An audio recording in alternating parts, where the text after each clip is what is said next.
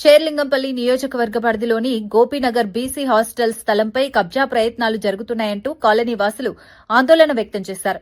గుర్తు తెలియని వ్యక్తులు హాస్టల్ ఆవరణలో రోడ్డు నిర్మాణం చేయడానికి ప్రయత్నిస్తున్నారని స్థానికులు ఆరోపించారు.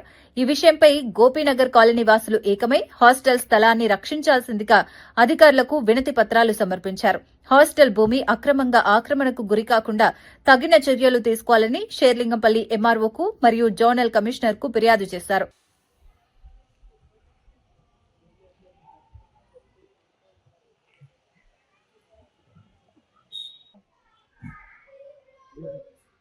హనుమాన్ గుడి ఉంది కదా, గోపినగర్లో హనుమాన్ గుడి ఉందా?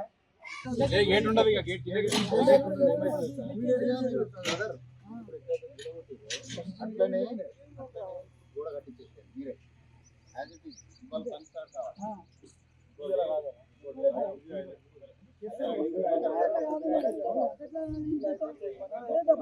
లోపలికి తాగిపోతుంది.